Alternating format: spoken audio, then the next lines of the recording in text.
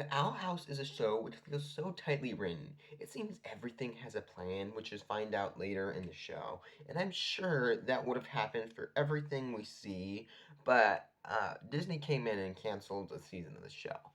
This means we have many loose threads in the show, plot points set up without execution. I don't blame Dan and Terrace for any of these, but I thought it would be fun to look at some of these threads and maybe they can get resolved in an Owl House spin-off or a book or whatever. Now, the oldest plot point in the show, which is still unanswered, is wizards. We see a wizard in the second episode, Witches Before Wizards, but we then find out it was a trick by the puppeteer Adagast. Although then it seems like the end of it, there are many other hints leading to the existence of wizards in the reality. First, both King and Eda know of the existence of wizards and seem to have interacted with them because they're making jokes about them. But the thing I find more interesting is that Adagast seems more like a leech or a parasite than a puppeteer. It seems he draws power from the puppet. Puppets try to get loose to join them, so it was Adagast that could capture her body and add her as another puppet. That would mean that everyone else that Adagast puppeted would also be real people. We know that fairies exist, so that means wizards must as well, because of course he also puppets the fairies. But if so, who are wizards and why haven't we ever seen another one? It has been shown that life exists outside the Boiling Isles and that other titans exist, so I think wizards most likely come from one of these other titans. We also know that each titan has its own form of magic, as King has his own set of glyphs, and maybe that explains why wizards can carry glitter in their pockets. Maybe that's their form of magic. It could be the Titans form magic from there instead of glyphs like the Boiling Isles or with King. Another big question that we have is John Luke. We meet him in season 2, episode Echoes of the Past. We find both him and an army more of him sitting in the Titan's castle, but how they were made is a big mystery. The whole idea of a castle in general doesn't make sense. When we see him in the in between with the Titan, it's just a bit taller than Lu's, but when we see his body and his finger wouldn't even be able to fit inside the castle. And another mystery is that John Luke couldn't leave the castle. They seem to be magic golems, as Bellows had the same red fleshy magic in the season 1 fight with Luz. So seeing as they are golems, can't leave a certain area without their bodies going limp, and survive after the Titan dies in King Laughter must be another source of magic in the castle. It wouldn't make sense if it was another Titan baby, and if the Titan just set up a source, why didn't he just give the source to John Luke directly so they could leave if necessary? If I had to find an explanation, the castle and the John Luke soldiers, they were made in haste or something. With the archivists taking the babies, the Titan quickly needed to build a castle and a small number of soldiers.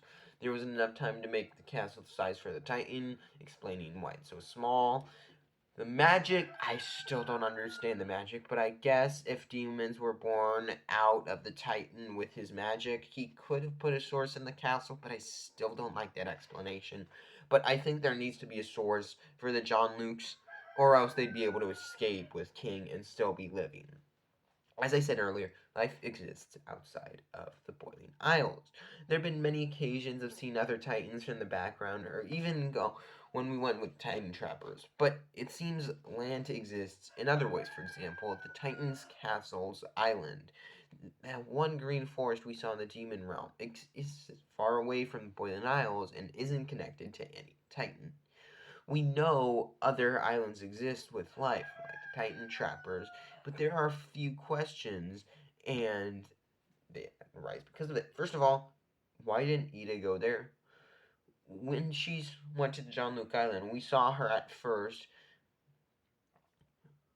She went to the John Luke Island. We saw her at another time knocking on Hootie's door, but she didn't stay. She wanted to run away from Bellows and the Emperor's Coven, but she didn't for some reason. She came back.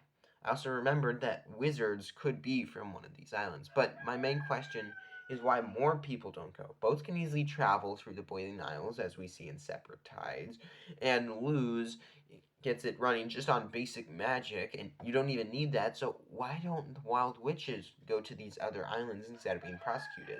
The main question that we get to all these islands is why doesn't anyone go there? That when Ida ran away, she had nothing tethering her to her home besides maybe her sister, but she left that all behind and was willing to.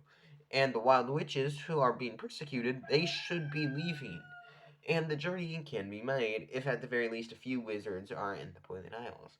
Something that isn't discussed enough yet is one of the biggest factors in the story of season 2 is the question of who made the portal.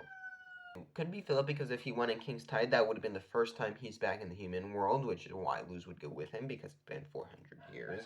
As we know, Edith found it in her backyard, but who left it there is a mystery. If I had to guess, I assume it would be Evelyn who made it. For those who don't know, Evelyn was the witch that Caleb, Philip's brother, fell in love with and went to the Boiling Isles with. It would also track, I think it would also be that Evelyn is a Clawthorn. It would track because the giant eyes seem to run in Edith's family, like the Owl House window, or in this case, the portal, though that is to assume Evelyn is in Edith's family. The biggest problem is that Caleb came through the portal, and I assume that means Philip also went through the portal. And then why didn't Philip get the portal's location before trying to kill Evelyn and Caleb if he knew they were the ones who had the portal? And one thing that could at the very least point to Evelyn being Clawthorn is the fact that the symbol of Clawthorns are bird talisman, something that she has, and it would also explain why, after Flapjack dies, Hunter would get another bird talisman because the Clawthorn talisman shows him, making him part of the family. But that explanation has a lot of holes and jumps to get to the conclusion, and even unanswered questions inside that unanswered question, like the question of who is Evelyn besides the name, which we have no real clue. Owl House is a very tightly written show under the circumstances it was given. It had a bit more than half the third season's runtime cut with little notice, but these questions would most likely be further explained in those cut episodes. But unless we get a spin off or a book, they'll probably never be confirmed.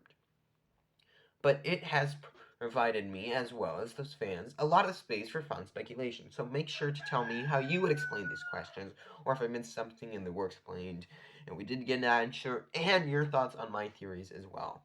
That is it for today, and thank you so much for watching.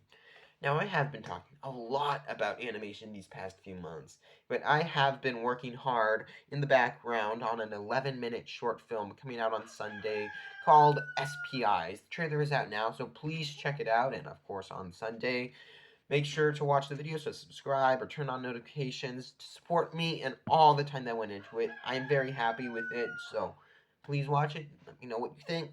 Also, here is a recent video discussing inclusivity and Owl House. Subscribe to get notified on future Owl House videos and so much more. Thank you all for watching. Make sure to check out SPIs once again and the full release.